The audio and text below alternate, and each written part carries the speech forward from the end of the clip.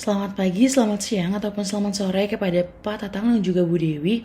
Kami dari kelompok 1 kelas MCDM akan mempresentasikan terkait jurnal review salah satu metode di MCDM, yaitu SMART dengan judul jurnal Smart Multi-Criteria Decision Making Technique for Use in Planning Activities. Dan ini adalah anggota kelompok kami, kelompok 1 yaitu saya Natasha Deborah dengan NRP 56 dan juga Melinda Metavania dengan NRP 92. Pertama diawali dengan overview terkait MCDM, di mana MCDM sendiri berkomitmen untuk membuat penilaian di hadapan berbagai kriteria yang biasanya saling bertentangan. Dengan tujuannya adalah untuk mendukung pengambil keputusan dalam menghadapi masalah. Lalu MCDM sendiri memiliki 3 operasi. Yang pertama, menentukan kriteria dan alternatif yang relevan. Dan yang kedua, melampirkan ukuran statistik pada kepentingan relatif dari kriteria dan juga dampak alternatif pada kriteria-kriterianya. Yang ketiga adalah peringkat dari setiap alternatif. Dan di sini terlampir juga ada beberapa step dari MCDM, dimulai dari identifikasi masalah sampai ke pemutusan decision. Oke, selanjutnya masuk ke salah satu dari metode MCDM, yaitu SMART atau Simple Multi-Attribute Rating Technique. Pendekatan ini dirancang untuk menyediakan cara yang mudah atau lebih simpel untuk mengimplementasikan yang metode sebelumnya yang sudah ada, yaitu Multi-Attribute Utility Theory. Dan dalam metode SMART ini, peringkat alternatif diberikan secara langsung dalam skala alami dari kriteria jika tersedia. Yang dimaksud dari skala alami sendiri adalah contohnya seperti ini, di mana ada kriteria kecepatan tertinggi dari mobil yang skala alaminya adalah kisaran 100 hingga 200 mil per jam. Dan untuk alternatif sendiri, pengambil keputusan diperbolehkan untuk mengambil salah satu atribut untuk meningkatkan kinerja alternatif ini untuk nilai maksimumnya. Lalu selanjutnya ada aplikasi area dari SMART Method. Yang pertama itu ada untuk keputusan untuk kesesuaian lokasi atau perencanaan transportasi, keputusan pilihan rute, perilaku penggunaan lahan, dan masih banyak lagi. Dan tentunya penggunaan metode SMART ini ada pro dan juga kontranya, di mana pro-nya adalah pilihan ini adalah paling sederhana dari fungsi nilai. Lalu penerapannya cukup untuk sebagian besar kasus linearitas. Dan yang ketiga, model keputusan ini tidak bergantung pada alternatif dan semua atribut level terendah akan dipertimbangkan dalam pembuatan keputusan. Dan yang terakhir adalah peringkat alternatif tidak terlalu relatif. Dan untuk kontranya dari metode SMART adalah lebih kompleks dengan meningkatnya jumlah kriteria. Dan beberapa alternatif yang berkinerja buruk akan ditolak dalam fase penyaringan atau screening di step awal. Lalu juga ada tidak cukup untuk menangani rentang skala dalam menentukan bobot kategori yang sesuai. Dan kontra yang terakhir adalah tidak konsisten karena sifat subjektif dari teknik ini. Oke, selanjutnya adalah proses yang termasuk dalam di metode SMART. Yang pertama adalah identifikasi orang atau lembaga yang utilitasnya akan dimaksimalkan. Lalu yang kedua adalah identifikasi masalah atau problemnya. Dan yang ketiga adalah identifikasi alternatif untuk dievaluasi. Yang keempat, identifikasi dimensi nilai yang relevan untuk evaluasi alternatif yang sudah ditentukan di step 3. Lalu selanjutnya, step 5 adalah beri peringkat dimensi dalam urutan kepentingan. Lalu selanjutnya, menilai dimensi dalam kepentingan dan juga menjaga rasio. Dan dimensi paling tidak penting akan diberi nilai penting 10. Lalu selanjutnya adalah menentukan normalisasi, di mana menjumlahkan bobot kepentingan dan membagi masing-masing kepentingan tersebut dengan jumlahnya. Dan hal ini memungkinkan normalisasi kepentingan relatif menjadi bobot yang dijumlahkan adalah 1.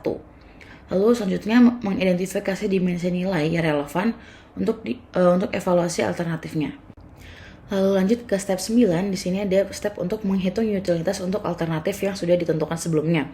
Di mana dengan rumus bagi berikut, dan UJ adalah nilai utilitas dari alternatif J, dan WK adalah bobot yang dinormalisasi untuk tujuan K yang sudah dihitung di step 7. Lalu UJK adalah skalanya nilai alternatif J pada dimensi K yang sudah dihitung di step 8. Dan step terakhir adalah untuk memutuskan pilihan alternatif dengan memilih alternatif dengan UJ yang nilainya adalah maksimum.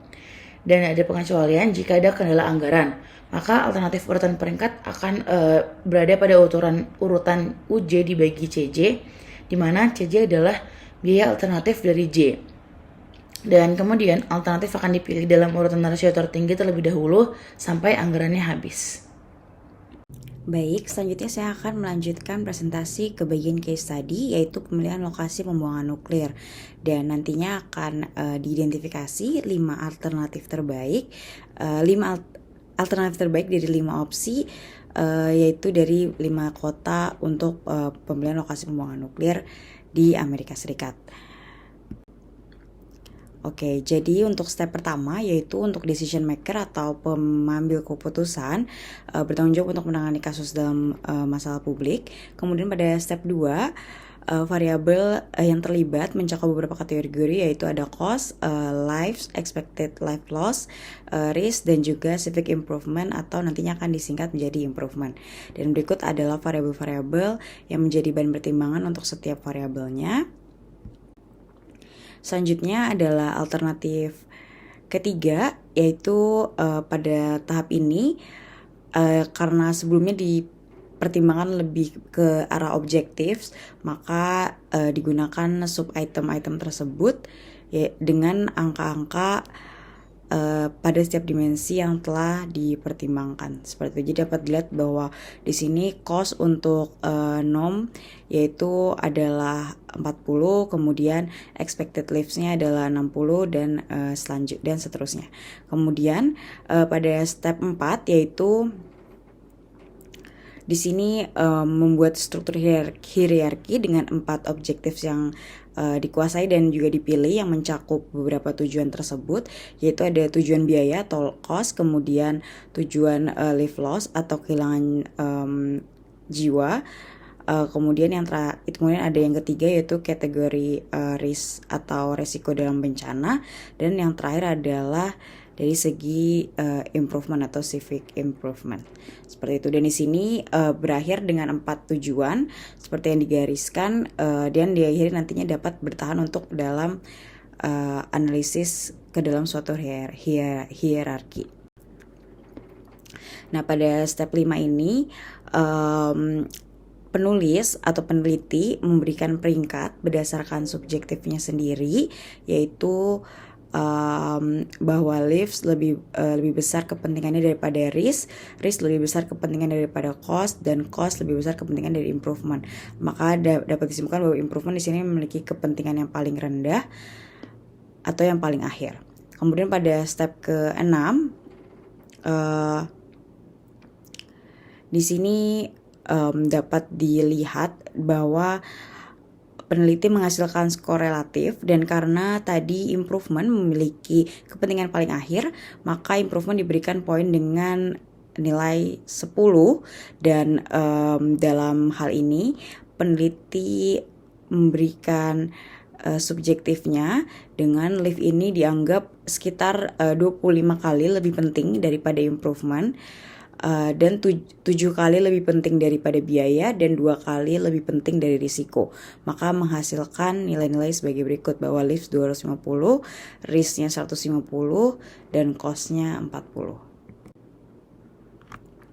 Kemudian pada step ke-7 di sini skor relatifnya dinormalisasi dengan satu set bobot, yaitu satu set bobot itu menghasilkan jumlah bobotnya 1. Maka untuk membagi skor-skor tersebut yaitu dengan skor dibagi jumlah skor dikali dengan 100%, maka menghasilkan lifts-nya 55,6, risknya 33,3, costnya 8,9, dan improvementnya 2,2. Kemudian dilanjutkan ke step ke-8 yaitu menentukan nilai dari tujuan-tujuan tersebut, yaitu di sini didapatkan bahwa skor untuk J cost-nya ini dengan rumus 100 buka kurung 100 dikurang cost dan dibagi 60. Begitu juga dengan variabel lives, yaitu dapat dirumuskan untuk perubahan alternatifnya, yaitu ada 100 buka kurung 140 dikurangi lives J dan dibagi dengan 110. Seperti itu. Dan untuk improvement dan juga risk itu tidak dilakukan alternatif karena untuk kategori dalam improvement itu adalah sangat rendah, sehingga dapat disimpulkan bahwa skor J improvement itu adalah 0.